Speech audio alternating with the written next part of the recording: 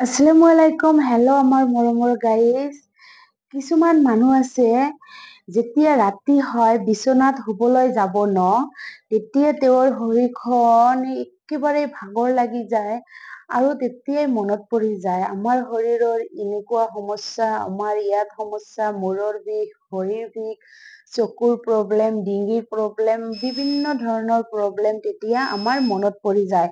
তেতিয়া আমি ভাবো যে আমি পুৱাতেই উঠি কিবা খাই কিবা কৰি আমি ডক্তৰৰ ওচৰত গৈ সমস্যাবিলাক ডক্তৰক ভাঙি কম, ডক্তৰে কিবা ঔষধ দিলে খাম আৰু মোৰ সমস্যাটো ভাল কৰিবলৈ চেষ্টা কৰিব লাগিব বা ভাল থাকিব লাগিব মোক।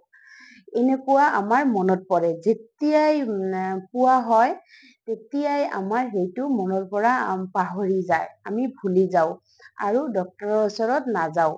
এনেকৈ থাকোতে আমাৰ শৰীৰখন যেতিয়া একেবাৰে বেয়া হৈ যায় তেতিয়া আমি ডক্তৰৰ ওচৰত যাওঁ।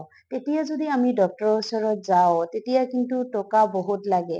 ডক্তৰে ক'ব এইটো টেষ্ট সেইটো টেষ্ট, বিভিন্ন ধৰণৰ আমাৰ বেমাৰটো শৰীৰৰ বেছি হৈ যায়, টকাটো বেছি লাগে।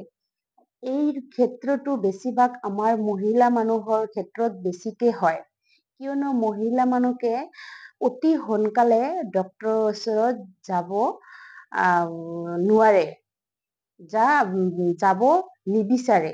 এইটোৱে হ'ল প্ৰব্লেম। আৰু মহিলাসকলৰ বিভিন্ন ধৰণৰ মানুহৰ ওচৰত ক'ব নিবিচাৰা বিভিন্ন ধৰণৰ গুপ্ত প্ৰব্লেম থাকে, সেইবিলাক মহিলাসকলে ডক্তৰৰ ওচৰত গৈ ক'ব নিবিচাৰে। এনেকেই বেমাৰ বেছি হৈ যায় আৰু কিছুমান ক্ষেত্ৰত মহিলাসকলক মৃত্যুবৰণো কৰে। কিন্তু এইটো কৰিব নালাগে। যিটো আপোনাৰ শৰীৰত প্ৰব্লেম আপুনি বুজিব পাৰিছে যে এইটো প্ৰব্লেম মোৰ হৈ আছে, আপুনি সোনকালে ডক্তৰৰ ওচৰত যাব, পৰামৰ্শ ল'ব আৰু কি হৈছে সেইটো শুনি জানি বুজি আপুনি ঔষধ খাব, খালে ভাল হ'ব। বেমাৰ লৈ এনে ঘৰত নাথাকিব। এটা কথা জানে নহয় আপোনালোকে যে স্বাস্থ্যই সম্পদ। আপোনাৰ শৰীৰটো যদি ভাল নাথাকে আপোনাৰ একোৱে ভাল নাথাকিব।